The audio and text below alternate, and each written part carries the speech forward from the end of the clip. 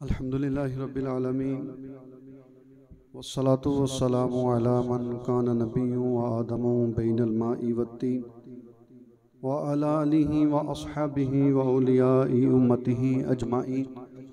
क़ाल अल्लाहु तबारक व तआला फ़िल क़ुरआनिल मजीद फ़ी शानि हबीबिहि मुख़बिरन व अमीरा इन्नल्लाहा व मलाइकतहु युसल्लूना अलन नबी या अय्युहल्लज़ीना आमनू सल्लु अलैहि वसल्लिमू तस्लीमा। अस्सलातु वस्सलामु अलैका या रसूलल्लाह व अला आलिका व अस्हाबिका या हबीबल्लाह। अस्सलातु वस्सलामु अलैका या नबियल्लाह व अला आलिका व अस्हाबिका या नूरल्लाह। मौलाया सल्लि व सल्लिम दाइमन अबदा अला हबीबिका खैरि खल्क़ि कुल्लिहिम या रब्बी बिल मुस्तफ़ा बल्लिग़ मक़ासिदना वग़फ़िर लना मा दाया बासी अल करमी। अल्लाह पाक के प्यारे महबूब जाने ग़यूब मुनज़्ज़हुन अनिल अयूब सल्लल्लाहु अलैहि वालैहि वसल्लम का फरमाने आलीशान है, जिसने मुझ पर शौक़ व मोहब्बत की वजह से 3 मरतबा सुबह और 3 मरतबा शाम दुरूद पाक पढ़ा, अल्लाह तबारक व तआला पर हक है कि उसके सुबह और शाम के गुनाहों को माफ़ फरमा दे। खालिक़े कायनात की बारगाह में दुआ करते हैं कि अल्लाह पाक खूब महबूब करीम सल्लल्लाहु अलैहि वसल्लम की खिदमत आली अक़दस में दुरूद पाक पढ़ने की सआदत अता फरमाए। आज रमज़ानुल मुबारक का आखिरी जुमा। पहले तो रब्बे करीम की बारगाह में दुआ करते हैं कि अल्लाह पाक हमारे रमज़ान के जितने अय्याम गुजरे उनकी इबादतों को अपनी बारगाह में शर्फ़ कबूलियत अता फरमाए। रमज़ान मुबारक का आखिरी जुमा बरकतों का हामिल है। जुमा भी करीम है, रमज़ान भी करीम है, रब भी करीम है, रब के महबूब भी करीम है। उस करीम रब की बारगाह में दुआ करते हैं कि मौला आज के जुमा का सदका हमारे तमाम सगीरा कबीरा गुनाहों को माफ़ फरमा। आज के जुमातुल मुबारक का सदका हमारी तमाम ख़ताओं को माफ़ फरमा और हमारी इबादत को अपनी बारगाह में शर्फ़े कबूलियत अता फरमा। आज के बयान में ज़कात के हवाले से हम चंद बातें सुनेंगे। अल्लाह तबारक व तआला ने पहले की उम्मतों पर भी ज़कात को फ़र्ज़ फरमाया और उम्मत मुहम्मदिया पर भी ज़कात को फ़र्ज़ फरमाया। हज़रत मूसा अलैहिस्सलाम के दौर में जो कारून था, हज़रत मूसा अलैहिस्सलाम का ये चचाज़ाद बेटा था। अल्लाह ताला ने इसको बहुत ज़्यादा मालो दौलत से नवाजा था, बहुत ज़्यादा इसको ख़जाने अता फरमाए थे। फिर जब हज़रत मूसा अलैहिस्सलाम की कौम पर, आपकी उम्मत पर ज़कात फ़र्ज़ होने के अहकाम नाजिल हुए, आपने अपनी कौम को नसीहत की, आपने अपनी कौम को अल्लाह तबारक व तआला की तरफ से आने वाले अहकामात बताए, तो ये कारून आपके पास आया और आकर आपसे कहने लगा कि मैं ज़कात दूंगा। और तरतीब कुछ यूँ बयान की, कहने लगा हर 1000 दीनार में से 1 दीनार में ज़कात दूंगा, हर 1000 दिरहमों में से 1 दिरहम मैं ज़कात दूंगा, इसी तरह हर 1000 बकरियों में से 1 बकरी ज़कात दूंगा, और इस तरह दीगर मामलात इसने हज़रत मूसा अलैहिस्सलाम के साथ तय किए। और माल इसको कितना दिया गया था, अल्लाह पाक सूरतुल क़सस की आयत नंबर 76 में इरशाद फरमाता है, व आतैनाहु मिनल कुनूज़ि मा इन्ना मफातिहहु लतनू बिल उस्वती उलिल कुव्वा। फरमाया हमने उसको इतने खजाने दिए कि जिसकी कुंजियां जोर आवर जमात पर भारी थी। और उलमा लिखते हैं इसके पास इस कदर ज्यादा खजाने थे, इस कदर मालो दौलत था कि 40 ताकतवर आदमी इसके खजानों की चाबियां उठाते थे। इस कदर अल्लाह ने इसको मालो दौलत से नवाजा। ज़कात अदा करने का फिर हुक्म नाजिल हुआ। अल्लाह तबारक व तआला ने फरमाया ज़कात अदा की जाए। तो ये हज़रत मूसा के पास आकर कहता है कि मेरे पास जो माल है 1000 दिनार पर 1 दिनार ज़कात दूंगा, 1000 दिरहम पर 1 दिरहम, यानी 1000 का 1 हिस्सा में ज़कात दूंगा। फिर जब ये घर गया, जाकर घर अपने मालो असबाब का हिसाब किताब लगाया तो देखा एक बहुत बड़ी रकम इसकी ज़कात की बनती थी। अब जब इसने हिसाब किताब लगाया, एक रकम का बड़ा हिस्सा, इसके खजाने का एक बड़ा हिस्सा ज़कात की मद में निकलता था, क्योंकि अल्लाह ने नमाज इतना रखा था, फिर जितना ज़्यादा नमाज रखा हो ज़कात भी उतनी है। जब इसने देखा कि इतनी ज़्यादा ज़कात देनी पड़ेगी, अब इसके नफ्स पर यह ज़कात देना भारी हुई, इसके नफ्स के अंदर लालच आ गई, इसके नफ्स के अंदर कंजूसी आ गई, ये बुख्ल का शिकार हो गया। इसने कहा इतना सारा माल मुझे अल्लाह के नाम में देना पड़ेगा, इतना सारा माल ज़कात के नाम पर देना पड़ेगा। अब ये अपनी कौम के पास आया और आकर कौम को कहने लगा, ऐ मेरी कौम, हजरत मूसा अलैहिस्सलाम के बारे में तुम जानते हो, वो तुमसे तुम्हारे माल को लेना चाहते हैं, बताओ क्या किया जाए। तो कौम कहने लगी, आप हमारे बड़े हैं, आप जैसे कहें वैसे कर देंगे। इसने कौम को कहा कि फलां बदकार औरत के पास जाओ और उसको जाकर कहो कि हजरत मूसा अलैहिस्सलाम पर बदकारी की तोहमत लगानी है। औरत के पास गए, इसने कारून ने माल और दौलत के नशे में, दुनिया के नशे में उस औरत को 1000 दिनार दिए, 1000 दिरहम दिए और ये देकर कहा कि तेरा काम यह है कि तूने हजरत मूसा अलैहिस्सलाम पर तोहमत लगानी है कि उन्होंने मेरे साथ बदकारी की है। औरत राजी हो गई। अगले दिन सुबह के वक्त ये कारून हजरत मूसा अलैहिस्सलाम के पास गया और जाकर कहने लगा कि हुजूर तशरीफ लाइए, बनी इसराइल वाले लोग बैठकर आपका इंतजार कर रहे हैं, हमें वाज़ो नसीहत कीजिए। आप कौम के पास तशरीफ ले गए, वाज़ो नसीहत करने लगे और गुनाहों के अज़ाबात और उनकी सजाएं बयान करने लगे। कारून कहने लगा, हुजूर ये जो आप बातें बयान कर रहे हैं हर एक इस हुक्म में दाखिल है। आपने फरमाया बिल्कुल, हर एक के लिए यही शरीयत है, यही हुक्म है। कहने लगा कि अगर आपसे भी कोई खता हो जाए तो क्या आपके लिए भी यही हुक्म है? आपने फरमाया बिल्कुल, मेरे लिए भी यही हुक्म है। अब कारून कहने लगा कि बनी इसराइल वालों का कहना है कि आपने फलां औरत के साथ बदकारी की है। आपने फरमाया उस औरत को बुला लाओ। औरत को बुलाया, हजरत मूसा अलैहिस्सलाम के सामने खड़ी हुई।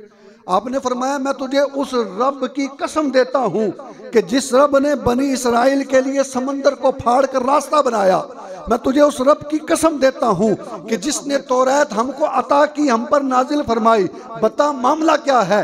अब जब औरत ने हजरत मूसा अलैहिस्सलाम की ये बात सुनी, उसके दिल में खौफ आया, अल्लाह के खौफ से उसका दिल कांप गया और दिल में ही उसने ख्याल किया कि अल्लाह के नबी पर तोहमत लगाना, अल्लाह के नबी पर इल्ज़ाम लगाना ये कोई दुरुस्त बात नहीं है, ये अच्छा मौका है कि अल्लाह की बारगाह में तौबा की जाए। अब वो हजरत मूसा अलैहिस्सलाम की खिदमत में अर्ज करती हैं कि अल्लाह के नबी आप सच बोल रहे हैं, आप सच्चे हैं। मामला ये है कि खुद कारून ने मुझे पैसे की लालच देकर कहा था कि जाकर हजरत मूसा पर बदकारी की तोहमत लगानी है।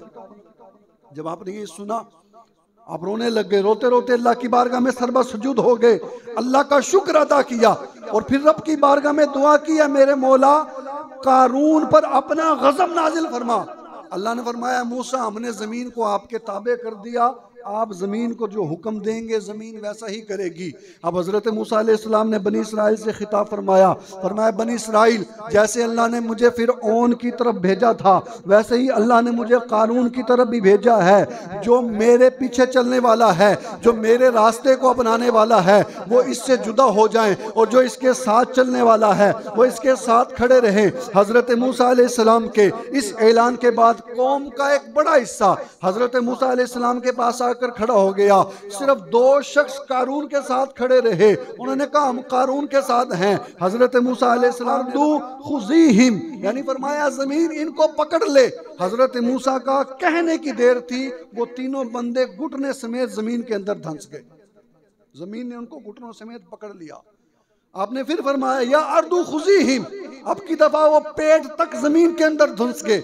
आपने तीसरी बार फिर फरमाया, अब की मर्तबा वो सीने तक धंस गए और अब अल्लाह के वास्ते देने लगे, अब कस्में देने लगे, अब मिन्नतें तरले करने लगे, अब कहने लगे हम ज़कात भी देंगे, आपकी बात भी मानेंगे, गुनाहों से तौबा भी करेंगे, वहदानियत की गवाही भी देंगे।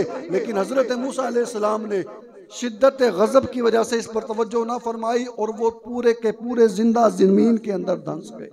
और उलमा फरमाते हैं अब क़यामत तक वो ज़मीन के अंदर धंसते ही रहेंगे। गौर करें, अल्लाह ने फरमाया व आतैनाहु मिनल कनूज़ि मा इन्ना मफातिहहु लतनू बिल उस्बती उलिल कुव्वा। उसको हमने इतना माल दे रखा था, इतना खजाना दे रखा था कि बड़ी जमात उसके खजानों की चाबियां उठाती थी। अब एक जमात 40 लोग जिसके खजानों की चाबियां उठाएं, उसके खजानों का आलम क्या होगा। लेकिन जब ज़कात देने की बारी आई और उसने देखा कि माल तो बहुत ज़्यादा बन रहा है ज़कात का, लालच कर गया, बुख्ल कर गया, तो उसकी दुनिया की दौलत ने उसको कोई फ़ायदा ना दिया। अच्छा, ये देखकर मूसा अलैहिस्सलाम की कौम ने ये बात की कि हज़रत मूसा ने कारून को उसके ख़जाने की वजह से ज़मीन के अंदर धंसा दिया है, उसके ख़जाने की वजह से कारून के साथ ये मामला किया है। आपने जब ये सुना आपको और गज़ब आया, आपने उसके ख़जाने के बारे में भी फरमाया, देखते ही देखते उसका सारा ख़जाना भी ज़मीन के अंदर धंस गया। जो कुछ वो दुनिया के अंदर बचाना चाहता था उसके समेत ही उसको ज़मीन के अंदर धंसा दिया गया। फिर उम्मत मुहम्मदिया पर भी ज़कात फ़र्ज की गई। अल्लाह तबारक व तआला ने सूरतुल बकरा में इरशाद फरमाया, आयत नंबर 43, व अकीमुस्सलाता व आतुज़्ज़काता, ऐ ईमान वालो, ऐ मेरे बंदो, नमाज कायम करो और ज़कात अदा करो। फिर ज़कात इस्लाम के 5 अरकानों में से एक रुकन है। और ज़कात की अहमियत का अंदाज़ा इस बात से आप लगा सकते हैं कि दुनिया के अंदर कोई भी मुल्क हो, खा वो माशी तौर पर कितना ही पावरफुल हो, उसके माशी हालात जितने मर्जी ज़्यादा अच्छे हो, हर मुल्क के अंदर एक तबका ऐसा ज़रूर होता है जो मुख्तलिफ वजूहात की बिना पर गुर्बत और अफलास की ज़िंदगी गुजार रहा होता है। हर मुल्क के अंदर एक तबका ऐसा ज़रूर होता है।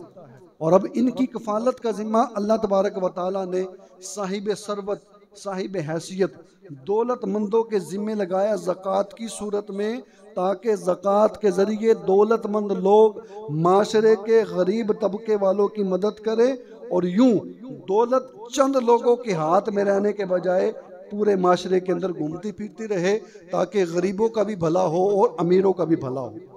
फिर अल्लाह तबारक व तआला ने किसी को गरीब बनाया, किसी को अमीर बनाया, किसी को बहुत ज़्यादा दौलत अता की और किसी को बहुत ज़्यादा तंगदस्त रखा। इसमें भी आजमाइश है। अल्लाह ने अमीर को दौलत देकर आजमाया है कि इसको पैसा दिया है, ये मेरी राह में कितना खर्च करेगा। और गरीब को अल्लाह ने गुर्बत देकर आजमाया है कि देखूं गरीब होने के बावजूद सब्र करके ज़िंदगी गुजारता है कि नाशुक्री करता है। तो अगर अल्लाह ने दौलत दी है ये भी आजमाइश है, अल्लाह ने गुर्बत दी है ये भी आजमाइश है। अमीर की आजमाइश ये है कि दौलत देकर वो राह खुदा में खर्च करता है कि नहीं। गरीब की आजमाइश ये है कि गुर्बत की वजह से वो अल्लाह का शुक्र अदा करता है कि नहीं। अल्लाह पाक कुरान पाक के अंदर इरशाद फरमाता है, वहुवल्लज़ी जअलकुम खलाइफल अर्द व रफ़अ बअदकुम फौक़ बअदिन दरजातिन लियब्लुवकुम फीमा आताकुम। सूरतुल अनआम की आयत नंबर 165 में फरमाया, वो रब जिसने ज़मीन के अंदर लोगों को अपना खलीफा बनाया, उनमें से बाज़ को बाज़ के ऊपर दराजात के एतबार से फजीलत दी, किसी को अमीरी दी, किसी को गरीबी दी। क्यों? लियब्लुवकुम फीमा आताकुम, ताकि उसमें आजमाइश करे जो उसने अपने बंदे को अता किया। अब अल्लाह ने अगर अमीरी दी है तो आजमाइश ये है कि अल्लाह की राह में खर्च करता है कि नहीं, नेकी के रास्ते पर खर्च करता है या नहीं। और अगर गरीबी है तो आजमाइश ये है कि तंगदस्ती के आलम में भी अल्लाह का शुक्र अदा करता है कि नहीं, मौला तेरी रज़ा पर राज़ी हूँ ये कहता है कि नहीं। ज़कात के फ़वाइद भी हैं। ज़कात की अहमियत के ऊपर मैंने एक आयत पेश की। ज़कात के फ़वाइद तकरीबन 15 में यहाँ पर आज जिक्र करता हूँ। एक फ़ायदा ये है कि ज़कात तकमील ईमान का हिस्सा है। ज़कात देने की वजह से बंदे का ईमान कामिल हो जाता है। महबूब करीम सल्लल्लाहु अलैहि वसल्लम ने इरशाद फरमाया, तुम्हारा इस्लाम का पूरा होना यह है कि तुम ज़कात अदा करो। जो अल्लाह और उसके रसूल पर ईमान रखता है उसे लाजिम है कि वो अपने माल की ज़कात अदा करे। दूसरा, ज़कात अदा करने का फ़ायदा रहमत इलाही को हासिल करने का ज़रिया, यानी ज़कात देने के, ज़कात अदा करने वाले को पहली सआदत ये मिलती है कि उसका ईमान कामिल हो जाता है। ज़कात देने वाले को दूसरी सआदत ये मिलती है कि अल्लाह तबारक व तआला की रहमत उसके कामों में शामिल हाल रहती है। जैसा कि अल्लाह पाक सूरतुल आराफ की आयत नंबर 156 में फरमाता है, व रहमती वसीअत कुल्ला शैइन फसअक्तुबुहा लिल्लज़ीना यत्तक़ूना व युतूना ज़काता वल्लज़ीना हुम बिआयातिना युमिनून। फरमाया मेरी रहमत हर शय को शामिल है और अनकरीब हम उन लोगों को अपनी रहमत से नवाजेंगे जिन्होंने तकवा इख्तियार किया और हमारी राह में ज़कात अदा की। तीसरा फ़ायदा जो ज़कात देने वाले को हासिल होता है, तीसरी सआदत जो ज़कात देने वाले को मिलती है, फरमाया ज़कात देने वाला मुत्तकी बन जाता है, अल्लाह उसको तकवे की दौलत अता फरमाता।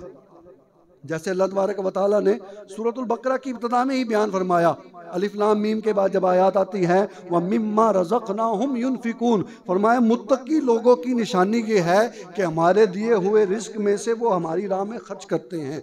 चौथी सादतमंदी जो ज़कात देने वाले को मिलती है, फरमाया ज़कात देने वाला कामयाबी को पाने वाला बन जाता है, यानी ज़कात देना कामयाबी के हुसूल का ज़रिया है। अल्लाह तबारक व तआला 18वें पारे में फरमाता है, कद अफ़लहल मुमिनून, फरमाया ईमान वाले कामयाब हो गए। फिर आगे ईमान वालों की सिफ़ात बयान करते हुए फरमाया, वल्लज़ीना हुम लिज़्ज़काति फ़ाइलून, कामयाब होने वाले ईमान वाले वो लोग हैं कि जो अपने मालों की ज़कात अदा किया करते हैं। पांचवी सआदत जो ज़कात देने वाले को मिलेगी, फरमाया ज़कात देने वाला मुसलमानों के दिलों में खुशी को दाखिल करने वाला है। और फरमाने मुस्तफ़ा है, प्यारे आका अलैहिस्सलाम ने फरमाया, फ़राइज़ की अदायगी के बाद अल्लाह की बारगाह में सबसे पसंदीदा जो अमल है वो किसी मोमिन मुसलमान के दिल में खुशी को दाखिल करना। छठी सआदत जो ज़कात देने वाले को मिलती है वो ये कि अल्लाह तबारक व तआला की मदद उसके हर काम में शामिल हो जाती है।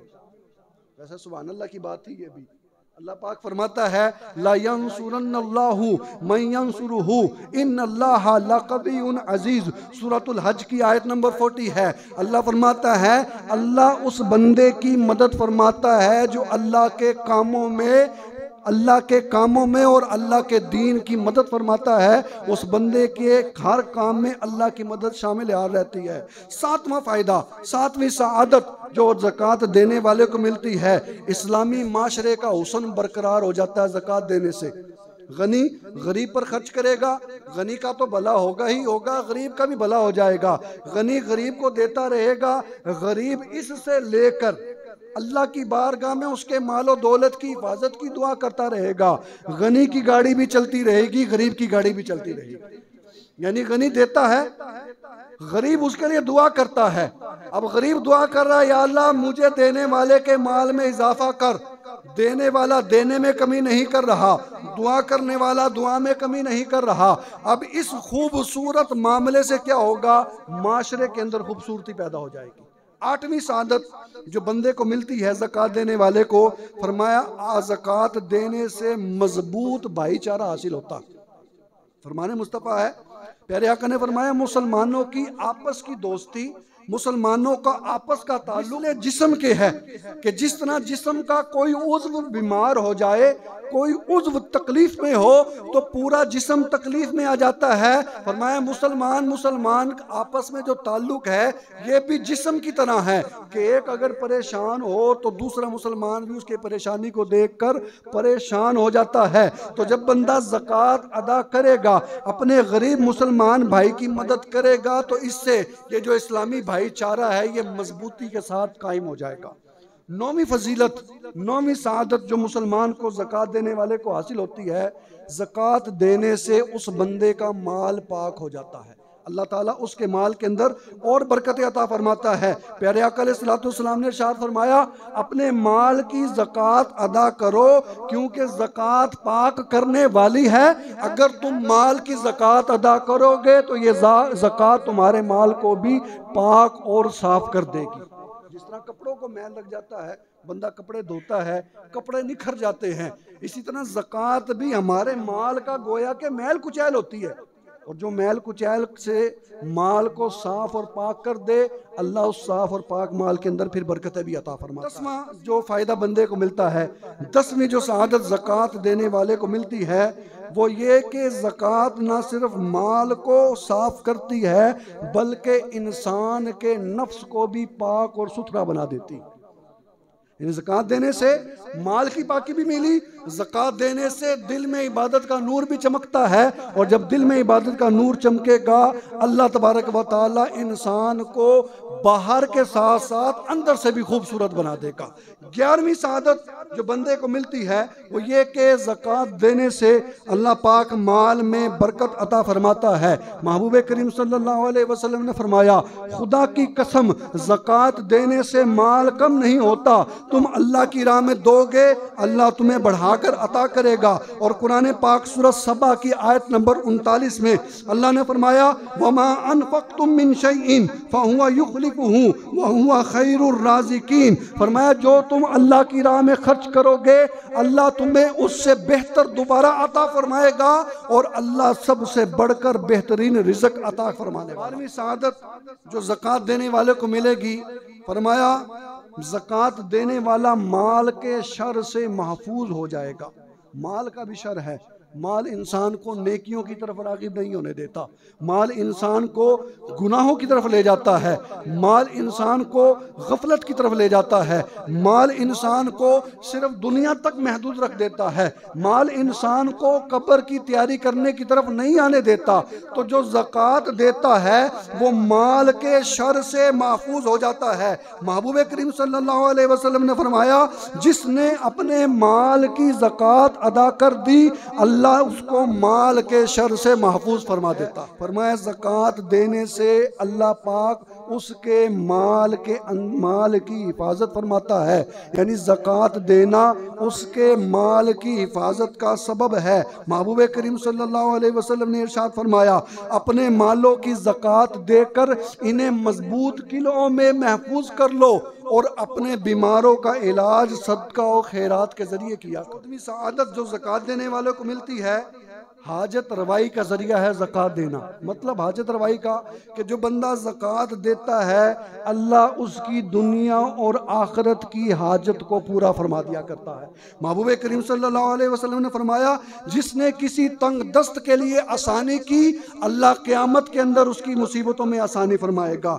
जिसने किसी मुसलमान की दुनिया में तकलीफ को दूर किया अल्लाह उसकी कब्र की तकलीफों को दूर फरमाएगा। जिसने मुसलमान को दुनिया के अंदर लिबास पहनाया अल्लाह उसको क़यामत के दिन जन्नती लिबास अता फरमाएगा। जिसने मुसलमान की दुनिया में प्यास को बुझाया अल्लाह उसको जन्नत में हौज़े कौसर से सहरा फरमाएगा।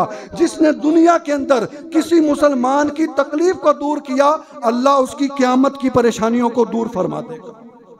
तो ज़कात देने वाला अल्लाह तबारक व तआला की तरफ से उसको इनाम ये मिलता है कि अल्लाह उसकी हाजत रवाई। 15वीं सआदत जो ज़कात देने वाले को मिलती है कि उसको दुआएं मिलती रहती हैं।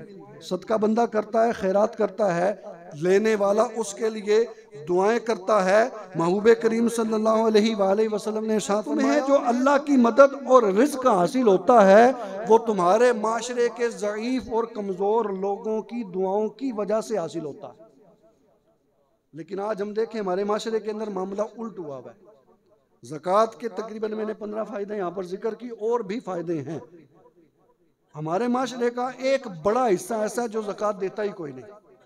हकीकी मानों में अगर ज़कात दें, पाकिस्तान के अंदर कोई गरीब नज़र ना आए। अगर हकीकी मानों में ज़कात दे, एक बड़ा हिस्सा ज़कात देता ही नहीं, और जो देते हैं वो जैसे देते हैं आप भी जानते हैं, मैं भी जानता हूँ।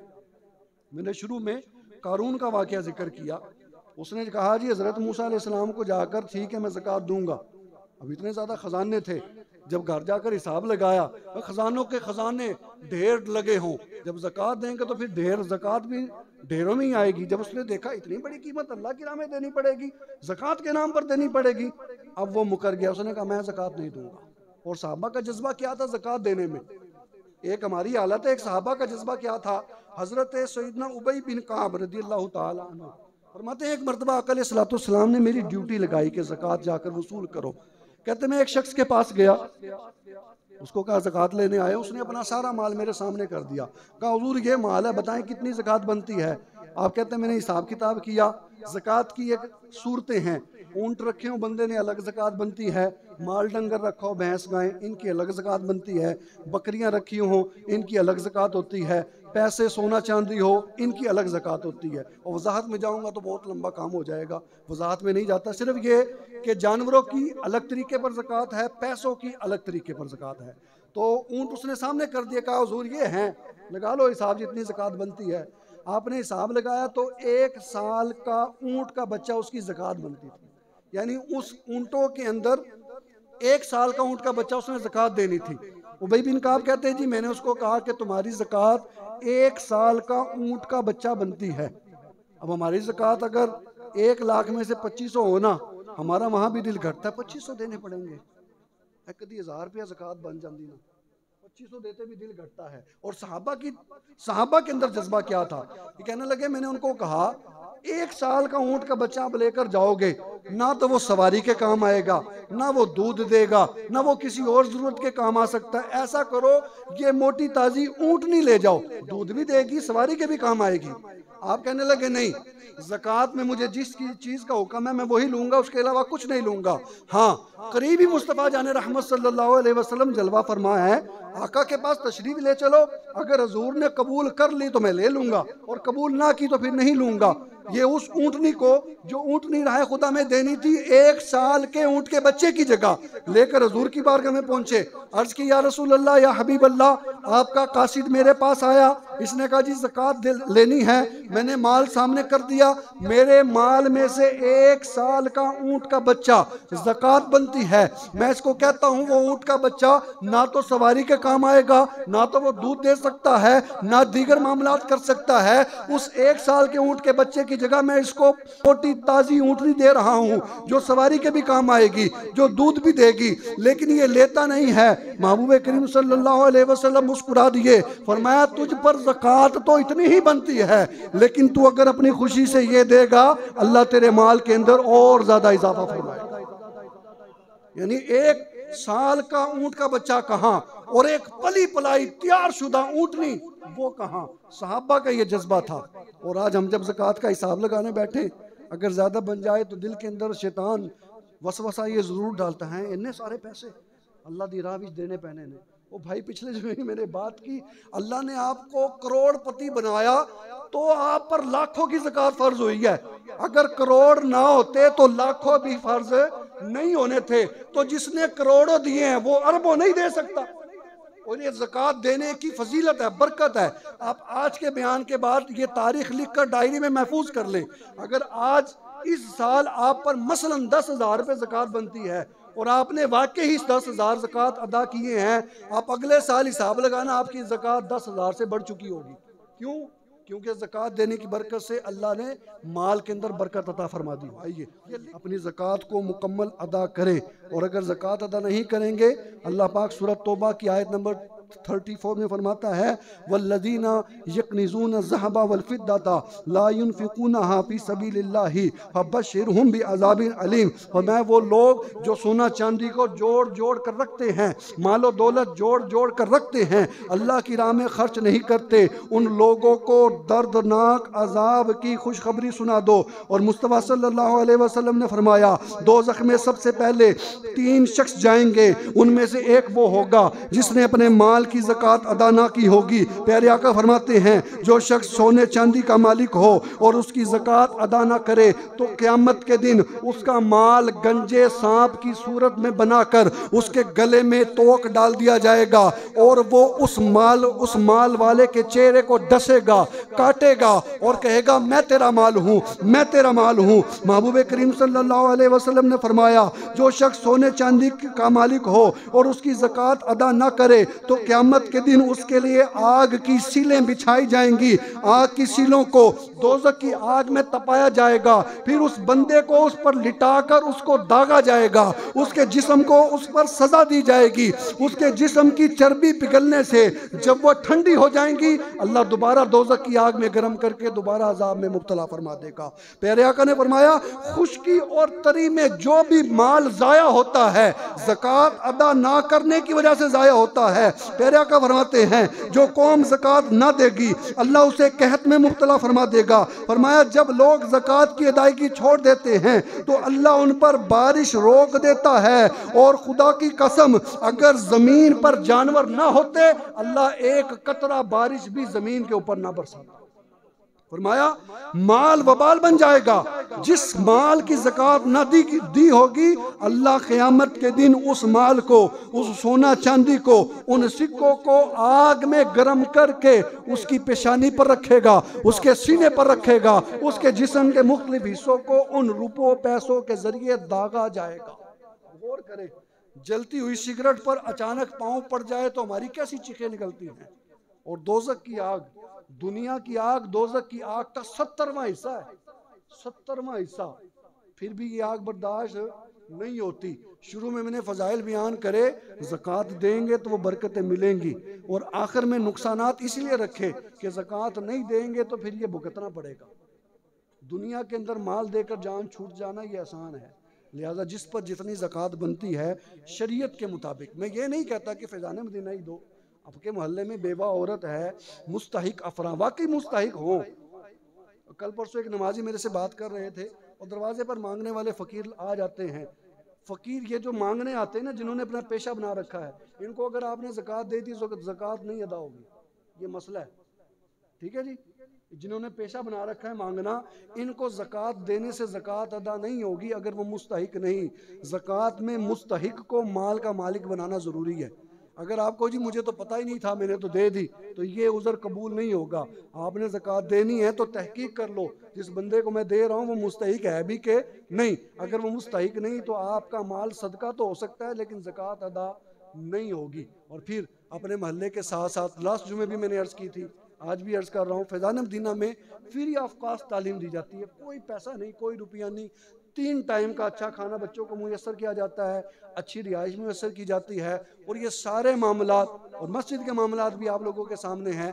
आप लोगों के दिए हुए अतियात से, ज़कात और फितराने से ही चलते हैं। तो इस बार भी, पहले भी माशाल्लाह आप लोग ताबुन करते हैं, कई नमाजियों ने ताबुन किया, मज़ीद ताबुन की इल्तिजा है। इस बार भी अपने फितराने का हिस्सा भी फैज़ान मदीना के लिए निकालें, ज़कात का हिस्सा भी निकालें, मोहल्ले में देखने को ज़रूरतमंद है उनको दें, उसके बाद दावत इस्लामी की तरफ रुजू करें। मैं मस्जिद में ही होता हूँ, मैं दावत इस्लामी का नुमाइंदा हूँ, मेरे से रब्ता करें, इंशाअल्लाह रसीद आपको आपके घर बैठे बिठाए पहुँच जाएगी कि आपका माल दावत इस्लामी फैज़ान मदीना के फ़ंड के अंदर जमा हो चुका है। बयान किया था असर के वक़्त, जुमा के दिन, जुमातुल विदा के दिन आप तक मैसेजेस ये पहुँचे होंगे कि 4 रकअत जुमातुल विदा को पढ़ें और उसमें ये सूरतें किरात करें तो सारी नमाजें माफ़ हो जाती हैं।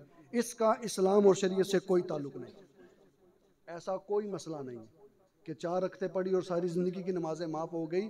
जो नमाजें क़ज़ा की हैं वो जब तक नहीं पढ़ेंगे तब तक ज़िम्मे में बाकी हैं। हाँ, अल्लाह चाहे तो माफ़ फरमा दे। 4 रकअतें पढ़ने से बरकतें मिल जाएंगी, नमाजें माफ़ नहीं होंगी। लिहाजा ऐसा कोई मैसेज आपके पास आता है तो उसको फॉरवर्ड ना करें, और जिसने फॉरवर्ड किया उसको बताएं भाई इसका शरीयत से कोई ताल्लुक़ नहीं है।